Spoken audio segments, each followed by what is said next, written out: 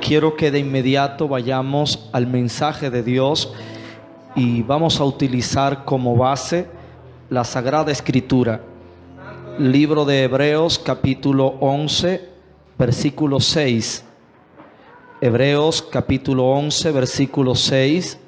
Ahí está la base bíblica que vamos a usar para recibir el mensaje, la enseñanza de Dios.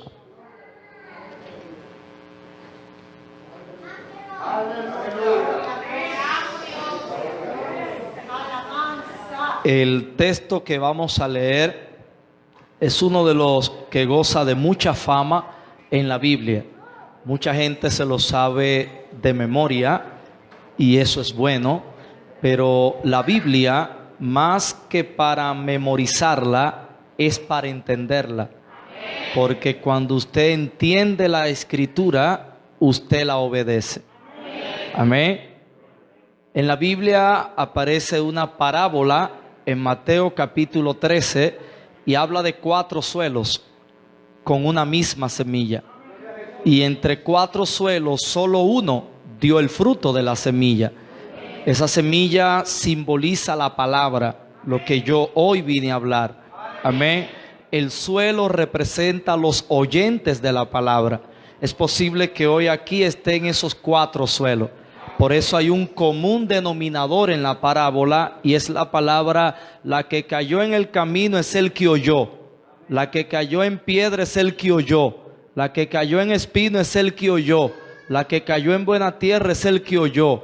Es decir, que la misma palabra está indicando que los suelos son oyentes. Entonces solo uno dio el resultado o el fruto de la semilla, que es la palabra. La idea no es solo oír la palabra. Oír la palabra no le garantiza que el fruto de la palabra se va a cumplir en usted. La Biblia siempre separa oyentes de guardadores o hacedores de la palabra. Amén. Para pasar de oyente a practicante hay que entender la palabra. Y eso lo dice ella misma. Ahí en esa parábola de Mateo 13 dice que el que cayó en el camino es el que oye la palabra del reino, pero no la entiende. Y viene el malo y se la roba. ¿Cuál fue el problema? No la entendió. Mientras tanto, explica que la que cayó en buena tierra es el que oye. Está en su Biblia. El que oye y entiende la palabra y da fruto. Entonces la clave está en el entendimiento. Por alguna razón la Biblia dice en 2 de Corintios 4:4 que el diablo, el Dios de este siglo, ha cegado el entendimiento. Amén. Y fíjese que casi nosotros como iglesia no trabajamos el tema del entendimiento.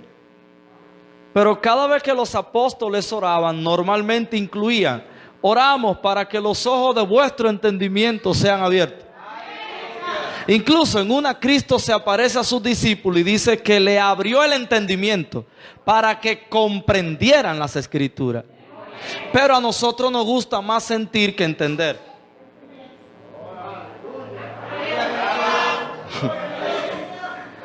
Y vamos al culto más a sentir que a entender. Y por eso es que muchos no pasan de la emoción del culto, porque van al culto a emocionarse. Y usted crece en esta nueva vida a medida que usted conoce la revelación de Cristo en las Escrituras. Y cuando usted le entiende, esa revelación se vuelve experiencia en usted. Y usted practica lo que dice la Escritura y usted va encarnando la palabra. Y así como el verbo se hizo carne, la palabra se va encarnando en usted. Y llega un momento que el mensaje de la Biblia es usted. Y en vez de usted llevar el mensaje, usted se convierte en el mensaje. Amén. Amén. Entonces, gloria al Señor. Quiero hablar de algo fundamental para lo que es la iglesia, como lo es la fe. De la fe pudiéramos hablar en muchos sentidos, pero quiero darle un enfoque al tema de la fe con este verso que, como decía, muchos conocen, pero poco entienden. Amén. Hebreos capítulo 11, verso 6. Leemos en nombre de Jesús. Pero sin fe es imposible agradar a Dios, porque es necesario que el que se acerca a Dios crea que le hay o que existe y que es galardonador de los que le buscan. Amén, amén. Deje su Biblia abierta o encendida y puede sentarse, por favor.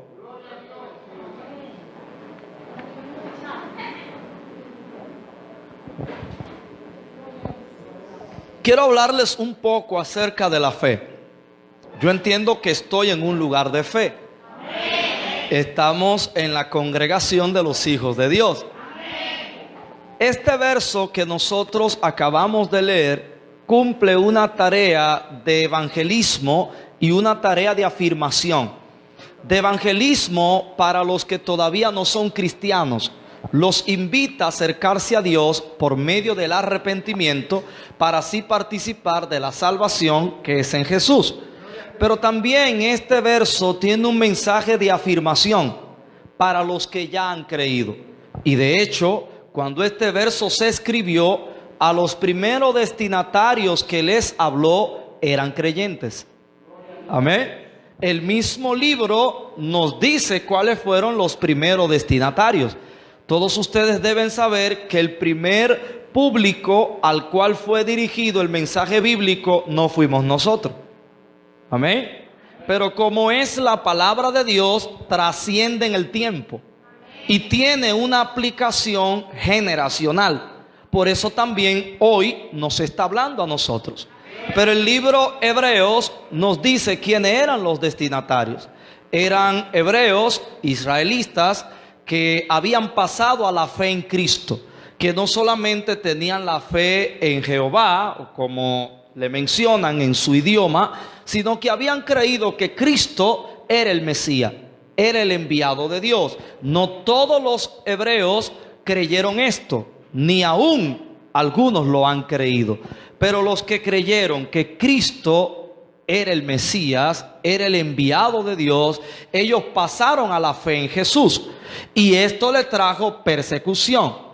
Nos da a entender entonces que es posible que nosotros, después de haber creído en Cristo, nos detengamos en el camino, nos desanimemos. Lamentablemente, la circunstancia que rodean la vida de fe suele afectar a los creyentes al punto de desanimarlos, detenerlos, y algunos hasta encuentran motivos en las dificultades para apartarse del camino.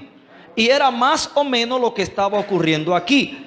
Estos creyentes estaban siendo perseguidos por su fe, y el escritor está orientándolos en la palabra de Dios, interpretando lo que a ellos les está pasando a la luz del propósito de Dios. En otras palabras, lo que a ustedes les está pasando va a producir buenos resultados en el propósito de Dios, aunque ustedes en el momento están sufriendo. Amén. Pero este capítulo 11, de forma muy específica, se concentra en el tema de la fe. Da unas definiciones poderosísimas acerca de la fe, pero también da ejemplos de fe, porque hace una gala de hombres y mujeres que creyeron y que su testimonio de fe quedó escrito para hablarnos a nosotros. De manera específica, este verso habla de la fe más allá de como muchos de nosotros creemos. Dice aquí que sin fe es imposible, y la palabra imposible da un no se puede. Es una condición innegociable la que aquí se está planteando. Aquí la palabra de Dios está ubicando la fe como el único recurso a través del cual nosotros podemos conectarnos con Jesús, que es el medio de Dios para la salvación del hombre. Pero no solo para la salvación, sino con todo lo que viene en el paquete de la salvación. Con palabras llanas, si alguien no tiene fe, no puede conectarse con Jesús ni con todo lo que Él ofrece. El dilema está en qué es fe según la Biblia y qué es fe según la versión de cada quien. Porque todo el mundo, por lo menos en países como República Dominicana, con un trasfondo católico, todos decimos creer en Dios. Cualquiera, el delincuente, la prostituta, el padre, la madre, el cristiano, el no cristiano. Aquí normalmente todo el mundo cree en Dios. Es común que a los negocios le pongan nombres de Dios, a los colegios, a los supermercados, a los colmados, la gente en los vehículos lo pone en los cristales, por donde quiera. Aquí hay fe, en un sentido. Ahora, la fe no es lo que usted piense que es fe, o lo que a usted le convenga que es fe. La fe es lo que Dios dice que es fe. Y lo que Dios dice que es fe está escrito. Por tanto, Jesús dijo: el que cree en mí. ¿Cómo? ¿Cómo es forma? Como dice la Escritura. Entonces Cristo está diciendo de qué forma es que hay que creer en Él. El que cree en mí, como dice la Escritura. Entonces no es como usted diga. Es como diga la Escritura. Es como la Biblia dice que hay que creer. Y uno encuentra mucha gente con una fe muy personal. Y la gente que tiene una fe personal se fabrica un Dios en su imaginación. Y se hacen la idea de quién es Dios. Y le sirven al Dios de su imaginación o de su conveniencia y no al Dios de las Escrituras. Amén. Y después se quejan de no ver los resultados de Dios. Amén. Pero aquí se nos está diciendo no solo que sin fe es imposible agradar a Dios. Y la palabra agradar a Dios significa hacer lo que es la voluntad de Dios. Lo que a Dios le agrada es su voluntad. Lo que complace a Dios es su voluntad. Para algunos sonaría algo egocéntrico. Pero Dios es egoísta, que hay que hacer todo como Él diga, cuando Él diga, con quien Él diga y donde Él diga. No, hermanos. La Biblia por eso define la voluntad de Dios como agradable, buena y perfecta. Amén. La voluntad de Dios es buena, no produce nada malo. La voluntad de Dios es perfecta, no tiene errores. La voluntad de Dios es agradable, no trata mal a nadie. Amén. Entonces es lo que a nosotros nos conviene. Usted quiere agradar a Dios. Usted quiere que Dios tenga complacencia con usted. Aquí dice: sin fe es imposible agradar a Dios. Ahora, pastor, de una vez dígame, ¿qué es fe? Bueno, aquí plantea algo de la fe que nos ayude a entender lo que es fe. Aquí dice: porque es necesario que el que se acerca a Dios crea que Él existe. ¿Usted escuchó lo que acabo de decir?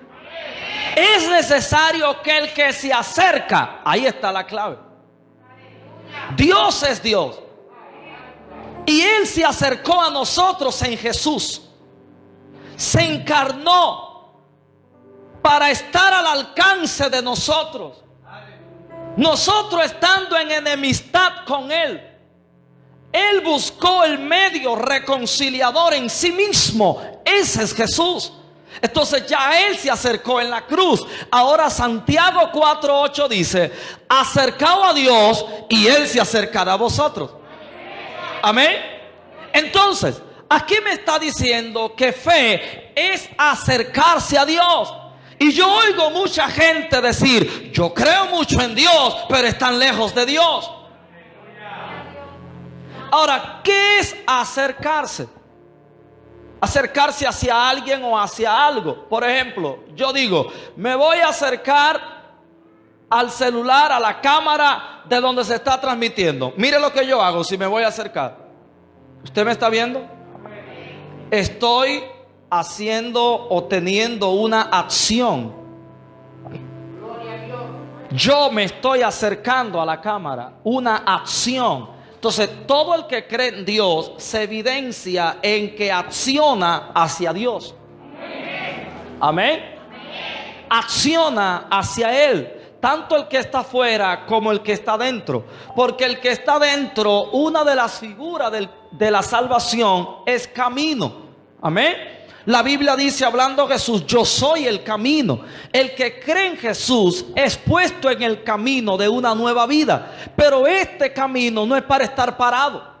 Este camino es para avanzar. De hecho, cuando usted sigue leyendo el libro de los Hebreos, para confirmar lo que yo les estoy diciendo, cuando usted cruza el capítulo 11, sigue explicando la situación que estos cristianos estaban viviendo. Los estaban persiguiendo para matarlo. No las persecuciones de hoy, porque las persecuciones de hoy es que alguien ya no me llama, que alguien me está criticando. No, allí buscaban la gente por el hecho de identificarse con Cristo. Para decirle un método que usaban, era que lo agarraban, lo amarraban en un palo como un poste de luz y lo prendían en candela, y usaban a los cristianos de lámpara. Y usted pasaba por la noche y la calle estaba iluminada porque no había energía eléctrica en ese tiempo. ¿Y usted sabe quién era la luz? Los cristianos prendidos en fuego, amanecían en palo guindando, prendidos. Y a nosotros hoy nos critican y nos queremos devolver del camino. A nosotros nos botan del trabajo o en la congregación. Alguien sin querer nos habló mal y nos vamos. A esos cristianos le sigue hablando acerca de lo que a ellos le estaba ocurriendo. Y en el capítulo 11, a las dificultades se le llama disciplina del Señor. Es Dios que los está disciplinando, que los está conformando a su voluntad. Entonces termina diciendo, por allá el capítulo 11, es verdad que ninguna disciplina al tiempo presente parece ser causa de gozo. En otras palabras, lo que a mí me está pasando en el camino, eso que me duele, que me hace sufrir, no tiene una apariencia buena. Pero una cosa es la apariencia y otra cosa es la verdad. Es verdad que lo que me está pasando no se parece a Dios, se parece más al otro. Pero dice, pero después da fruto apacible de justicia en aquellos que han sido ejercitados.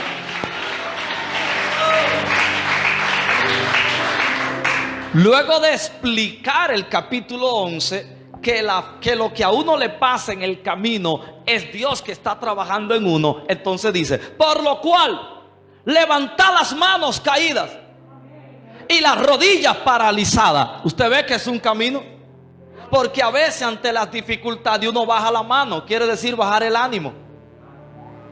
Pero habla de rodillas paralizadas. ¿Qué rodilla paralizada? Mire, yo voy a caminar. Para esta rodilla y esta, yo no estoy avanzando. Paralizada, parálisis. ¿A quién le llamamos paralítico? Al que no puede caminar. Amén. Rodilla paralizada. Está hablando de gente que se paró en el camino de Dios. Que está en el camino, pero está parado. Y hay mucha gente en la iglesia así hoy. Mucha gente que uno lo ve en el camino, pero parado. ¿Y cómo usted se da cuenta que alguien está parado en el camino? No hay cambios. Otra, no hay avance en el camino, pero siempre igual. El temperamento no avanza en la transformación. El carácter no avanza en la transformación. Sigue teniendo los mismos hábitos. El mismo hombre desorganizado, impuntual, irresponsable, engañador. La mujer también, el joven también. Porque nosotros medimos el crecimiento por participación en el culto. Nosotros medimos el crecimiento por funciones y posiciones en la iglesia. El crecimiento Dios no lo mide así. El crecimiento se mide cómo la vida de Cristo está progresando en usted.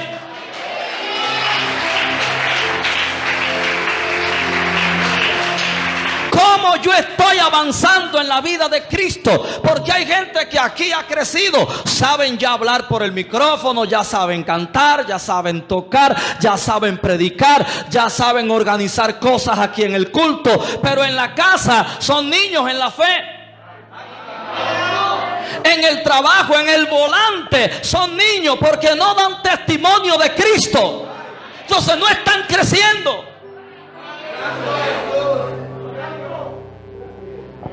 ¿Usted entiende lo que le estoy diciendo? Por eso entonces le dice que la fe es acción. El que cree se acerca a Dios.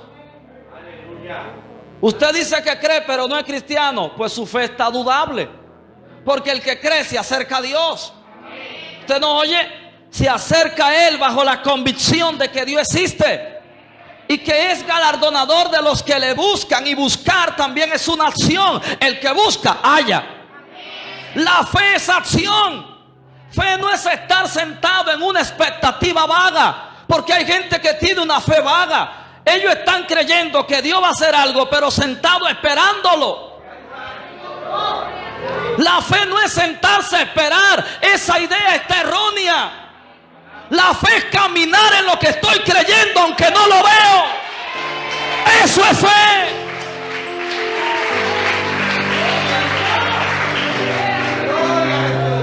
Yo creo que Dios va a cambiar mi matrimonio, pero estás sentada esperando que Dios te lo cambie. ¿Y tú qué estás haciendo? ¿Y cuáles son tus acciones de fe? No, que Dios va a cambiar a mis hijos. ¿Y cuáles son tus acciones de fe? Y yo sé que esa fe incorrecta viene de enseñanzas incorrectas, porque la fe viene por el oír. Y hemos oído por años en los púlpitos muchas cosas incorrectas, porque nosotros los predicadores trabajamos mucho nuestro proyecto personal y le llamamos ministerio, pero es una ambición personal. Entonces nos proyectamos. Y para que usted sienta, se sacuda y aquí se queden diciendo cuánto Dios usa ese pastor, vuélvanlo a invitar. Y entonces el pastor Tomás me recomiende a otro lugar y se me abra puerta. Yo le entrego a ustedes como producto acabado lo que ustedes deberían recibir como materia prima.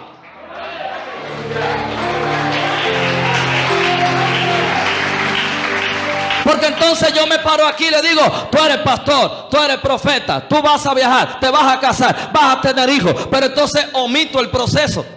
Y muchos se van creyendo: ya soy pastor, ya soy evangelista, ya voy a viajar. Y hay todo un proceso. Entonces yo estoy aquí despachando como producto acabado. Destapa y come, destapa y come. No, esto no funciona así. Dios no está desesperado. ¿Usted escuchó? Dios no está desesperado. Y por eso nosotros hemos convertido la fe en una varita mágica. La gente, a veces yo veo gente usando fe como una varita mágica. La fe no es una varita mágica. No, la fe es un recurso dado por Dios para nosotros someternos a Él, no para someterlo a Él a nosotros. La fe no es para cambiar la voluntad de Dios. La fe es para nosotros someternos a su voluntad. Amén.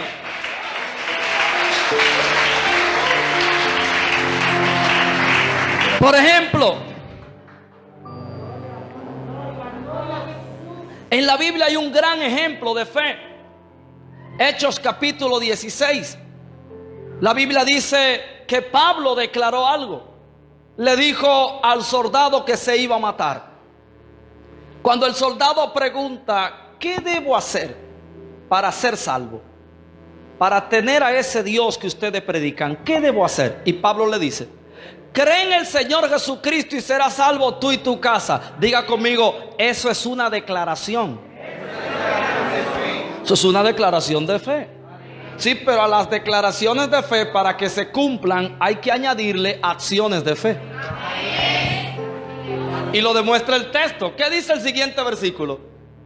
Y fueron a su casa y le predicaron la palabra, y creyó él y toda su casa. Ajá, cree en el Señor Jesucristo, esa es la declaración. Pero al otro día fue la acción. ¿Cuál fue? Empezaron a evangelizar y a discipular la familia. Y usted ve mucha gente: no, porque la palabra dice, cree en el Señor Jesucristo y seré salvo yo y mi casa. ¿Y tu acción de fe?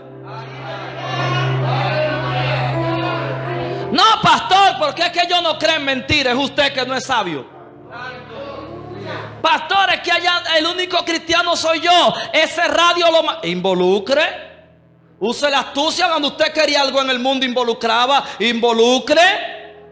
Mira, hay una canción. Si el reggaetón que le gusta, búsquese un reggaetón cristiano. Y búsquese de los mejores. Diga, mira, este reggaetón sí está buenísimo. A ver si le va entrando la música cristiana al radio. No, pastor, que el problema de mi casa es la televisión. Allá no apagan esa televisión. ¿Cómo le leo la Biblia? Pues busque una buena película cristiana. No un clavo, porque hay clavo en la película cristiana también. No, una película cristiana que sea buena. Y abre un espacio en un involucre. Pastores, que yo no sé algo, cómprate un bizcocho. Vaya y compra un, miren, trajo un bizcocho. Wow, bizcocho. Sí, pero es para que veamos una película juntos. Use la sabiduría. Y si alguno está falta de sabiduría, pídasela a Dios, que se la den abundancia y sin reproche.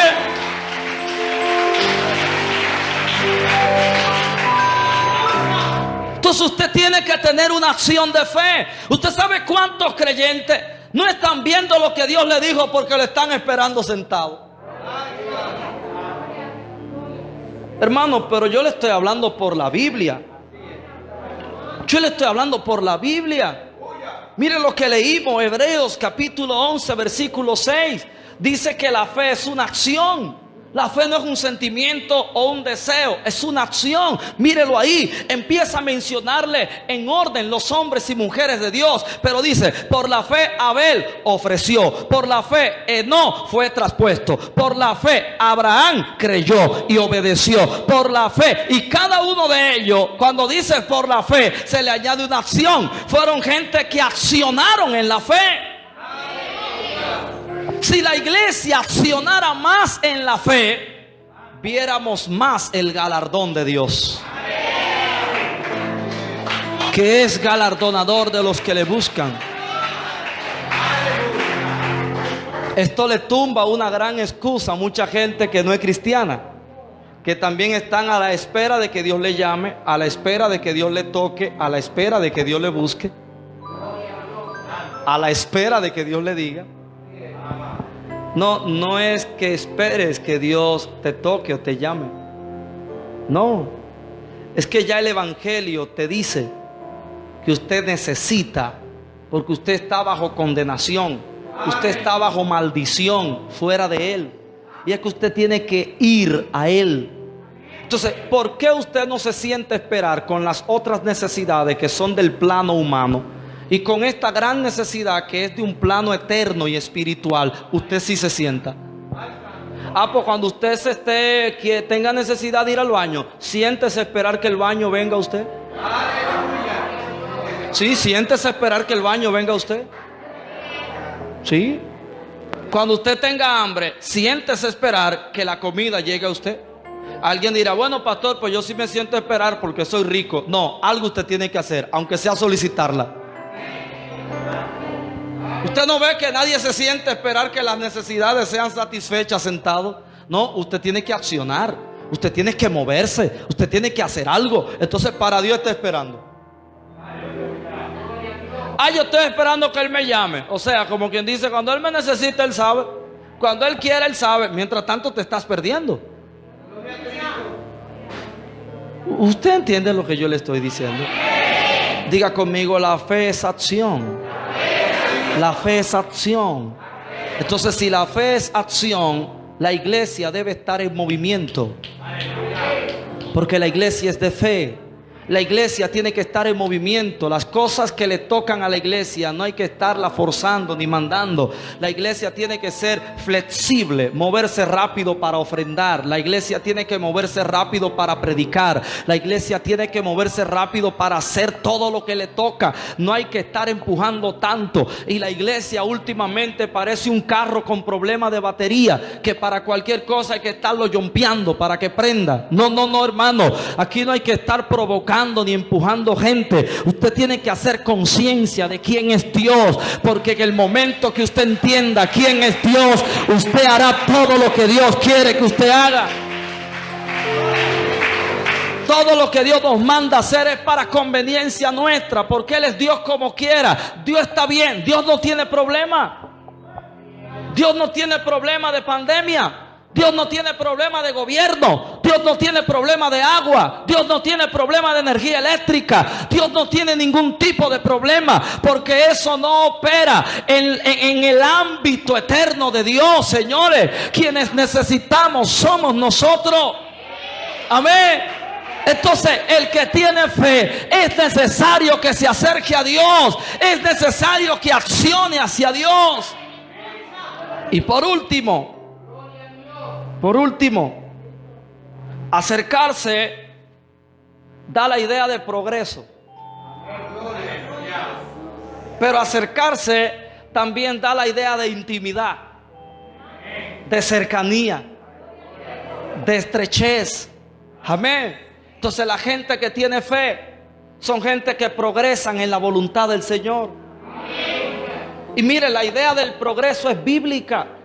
Lo que pasa es que nosotros a veces interpretamos lo que dice la Biblia desde nuestro punto de vista egocéntrico. Porque nosotros le llamamos progreso a que Dios bendiga nuestros planes y se realicen. Pero Dios no le llama progreso a eso. Para Dios es progreso que su plan, que su propósito prospere en nosotros. Porque ciertamente no se trata de ti, sino de Él. Todo es de Él, por Él y para Él. Amén. Pero imagínense, cuando a nosotros se nos predica, muchas veces se nos dice: mira, Dios quiere darte una mejor vida. Tú ves cómo tú estás. Dios te quiere poner gordito, bonito. Tú no ves cómo yo estoy. Sí, Dios te quiere dar una mejor vida. Esa idea es incorrecta. Suena muy bonita, pero es incorrecta. Dios no le quiere dar mejor vida a nadie. La idea del evangelio no es mejorarle la vida a nadie. La idea del evangelio es dar una nueva vida, que es distinto. Amén. Porque una mejor vida es una versión mejorada de ti, pero una nueva vida es quitar tu vida para que la vida de Él se establezca sobre ti. Por eso es que muchos están aquí buscando mejor vida y quieren usar a Dios para patrocinar sus planes, para que Dios bendiga y santigüe sus planes. No, es el plan de Dios donde el tuyo muere para que el de Él prospere. ¿Y usted cree que yo pensaba ser lo que yo soy? No. Y muchos de ustedes también. Aquí hay gente que en sus planes dijeron: yo voy a hacer esto, y Dios lo tiene aquí en otra cosa.